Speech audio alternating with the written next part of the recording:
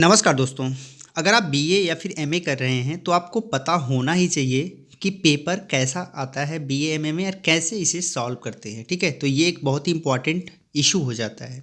अब सभी यूनिवर्सिटी के पेपर को डिस्कस करना तो पॉसिबल है नहीं, हम किसी एक यूनिवर्सिटी के पेपर को डिस्कस करने का प्रयास करेंगे। तो आप पूरी वीडियो से लास्ट तक जरूर बने रहिएगा। हे गाइस, आप देख रहे हैं अलग क्लासेज, मैं हूं अशोक सिंह। चलिए वीडियो को शुरू करते हैं।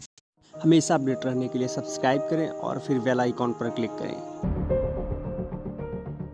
तो आज के सेशन में हमने जो पेपर लिया है वो वीर बहादुर सिंह पूर्वांचल यूनिवर्सिटी जौनपुर का पेपर है।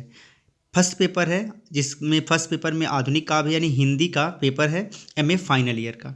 ठीक है, 2020 में जो एग्ज़ाम हुआ था उसी का पेपर है। अब यहाँ पर लिखा हुआ है निर्देश में सभी खंडों के निर्देशानुसार प्रश्न हल कीजिए। अब यहाँ पर 3 खंड हैं। ठीक है, सबसे पहला है अति लघुत्तरीय प्रश्न, इसके बाद पूछे जाएंगे लघुत्तरीय प्रश्न एंड इसके बाद पूछे जाएंगे दीर्घ उत्तरीय प्रश्न। यहाँ पर मैक्सिमम 100 मार्क्स का ये पेपर है, जिसमें 3 घंटे का टाइम है, यानी 3 घंटे में आपको पेपर सॉल्व करना है। अब दिया हुआ है सबसे पहले अति लघुत्तरीय प्रश्न। अब इसमें जितने भी क्वेश्चंस हैं सबको आपको सॉल्व करना है एंड एक क्वेश्चन का 2 मार्क्स है। ठीक है, यहाँ पर आप देख सकते हैं। अब इनके बारे में आप बहुत ज़्यादा लिखने का प्रयास बिल्कुल ना करिए, आपको मैक्सिमम 50 मार्क्स लिखना है, 50 वर्ड लिखना है। ठीक है, 50 वर्ड लिखना है। अब ज़रूरी नहीं है कि आप 50 वर्ड ही लिखें, आप 60 भी लिख सकते हैं, 40 भी लिख सकते हैं, 70 भी लिख सकते हैं, लेकिन 40 के इर्द गिर्द आपको कम से कम लिखना ही है।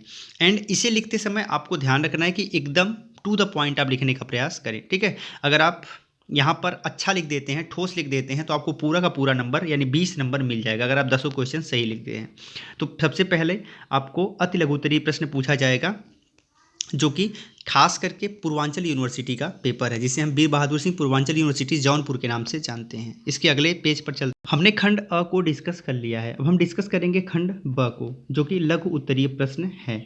अब इसमें आपको सभी प्रश्नों के उत्तर देने हैं। कुल 5 प्रश्न होंगे जिन्हें आपको सॉल्व करना पड़ेगा लघु उत्तरीय में, एंड प्रत्येक प्रश्न के लिए आपको 2 प्रश्न होंगे एंड जो 2 प्रश्न उनमें से आपको केवल एक करना है। अभी मैं आगे आपको दिखाता हूँ। इसमें से प्रत्येक प्रश्न जो है वो 10 मार्क्स का होगा। अगर आप सही करते हो तो आपको 10 मार्क्स में से मार्क्स आवंटित किए जाएंगे। अब यहाँ पर 10 आउट ऑफ 10 मिलना बिल्कुल पॉसिबल नहीं है। ठीक है, इसमें नंबर कटता है, लेकिन ऑल ओवर लघु उत्तरीय प्रश्न जो है वो 50 मार्क्स का है। यहाँ पर देख सकते हैं, क्योंकि हिंदी का पेपर है तो इसमें व्याख्या व्याख्या से संबंधित चीज़ें आई हैं। अब यहाँ पर आपको 200 मार्क्स में 200 वर्ड्स में लिखना है। 200 वर्ड्स जो लिखना है, आप ये 210 भी हो सकता है, 220 भी हो सकता है एंड 190 भी हो सकता है, 180 भी हो सकता है।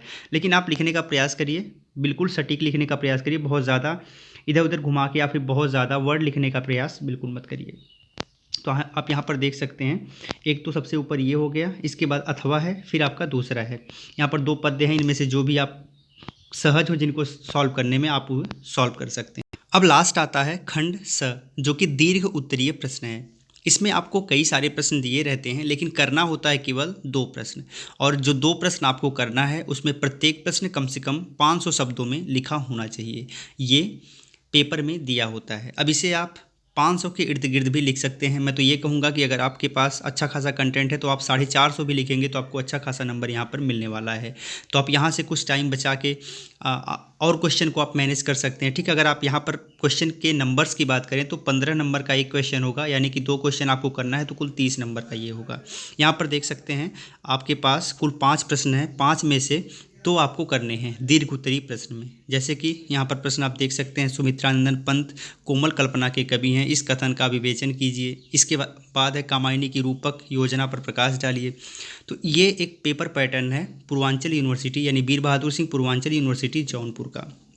तो आपको इसी हिसाब से पेपर पूछा जाएगा, चाहे वो बीए का पेपर हो चाहे वो एमए का पेपर हो, दोनों पेपर लगभग सेम पैटर्न पर पूछे जाते हैं। अगर यहीं पर हम बात करें अवध यूनिवर्सिटी की, तो अवध यूनिवर्सिटी में आप बीए फर्स्ट ईयर में जाते हैं तो वो बिल्कुल ऑब्जेक्टिव टाइप के क्वेश्चन पूछे जाते हैं, बहुविकल्पीय प्रश्न होते हैं, जिसमें आपको केवल सही विकल्प का चुनाव करना होता है।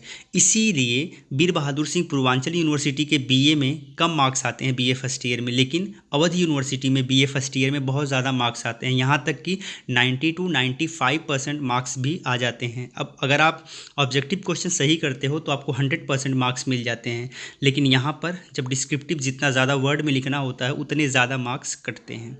तो उम्मीद करते हैं कि ये सेशन आपके लिए काफ़ी लाभदायक होगा। आप बताइए सेशन कैसा लगा, कमेंट में लिख के। अगर अच्छा लगा हो तो इसे एक लाइक ज़रूर करिएगा एंड एक शेयर ज़रूर कर दीजिएगा। फिर मिलते हैं एक नए सेशन में, तब तक के लिए जय हिंद।